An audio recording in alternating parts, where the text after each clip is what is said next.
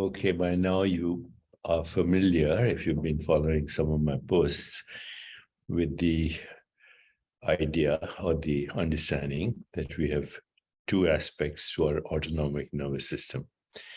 The first is the sympathetic nervous system, which is responsible for both the reactive response and also responsible for what we call the fight-flight response. So when you're scared, when you feel separate, when you're angry, you're feeling hostility, you're feeling disconnected, you're feeling fear, feeling guilt, shame, humiliation, all those things that we call stress, then your sympathetic nervous system gets overactive and your blood pressure goes up, your platelets are sticky, your cortisol level goes up, and basically you're immunocompromised. The other part of the autonomic nervous system, which has not been given attention to, is called the parasympathetic nervous system. And this nervous system, the main nerve that is regarded as the healing nerve or the reset nerve or the digest nerve or the renewal nerve, if you want to call it, the nerve that brings about homeostasis, self-regulation, is called the vagus nerve. And that word vagus is related, as I've mentioned before, to the word vagabond. It goes everywhere. It's the 10th cranial nerve. Okay, so now let's see how you can activate this nerve. Look in the mirror and look at your eyes and tell yourself, I love myself just as I am. And I love the world just as it is. And let your eyes sparkle with that understanding. You are now interacting with the oculomotor nerve, and the vagus nerve interacts with the oculomotor nerve and tells other people, just by looking at your eyes, that you're friendly, that you're not stressed. Okay, one way. Second way to stimulate the vagus nerve is smile. Smile from your head to your toe. Smile is an indication of connection. Okay, and your facial nerve, there are many branches, 43, 44, 45 branches of the facial nerve that are responsible for over 100 facial expressions. But the vagus nerve interacts with the facial nerve, and then people can see, are you happy, are you unhappy, whatever, just by looking at your face. Just by looking at your face. And this facial expression corresponds to many things in the autonomic nervous system: blood pressure, heart rate variability, breathing rate, body language, gestures, all are correlated, and also self-regulation. Things like the immune system, endocrine system, blood pressure, body temperature, the rate you sweat at, whether your eyes are wide open, pupils wide open with alarm, or constricted with focused awareness and connection. All can be sensed by the facial nerve and the interaction of the facial nerve with the vagus nerve. Okay, now go here. And this is the voice box, and just chant something like Om, or practice Brahmari breathing technique. Or just sing your favorite song or chant mantras, and you're stimulating the laryngeal interaction of the vagus nerve. It interacts with the laryngeal nerve and brings about self-regulation. So singing, chanting, vocalization, poetry, music, all enhance your connection to the world, the vagus nerve. Okay, now if you want, you can even put your finger in your ear. Hopefully there's no wax, so make sure it's clean.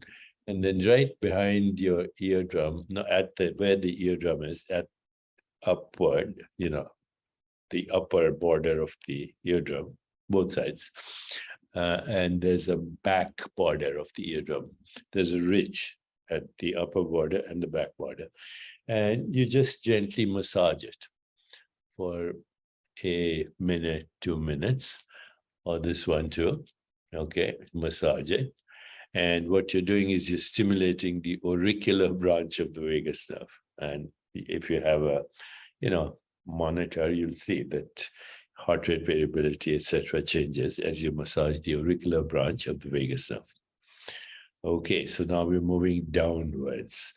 And then when you take a deep, slow breath, that stimulates the vagus nerve. Okay, put your awareness in your heart. Just putting your awareness in your heart and having the intention for it to slow down will change heart rate variability in the direction of healing, indicating that everything is in the reset mode. So this is called freeze frame. Put your awareness in the heart. Lungs, deep breathing. Now, the vagus nerve is going beyond the diaphragm, and there are hollow organs, and there are what we call solid organs. So the hollow organs are stomach, small intestine, duodenum, large intestine. This is where pratyahara comes in. So withdraw your senses, put your awareness just with the idea. It would be good if you consult an atlas and see where these organs are, but it doesn't matter. Put your awareness in the abdomen and also in the hollow organs. Just have the idea, stomach, intestine, and then move your diaphragm back and forth by taking deep breaths. So just doing this.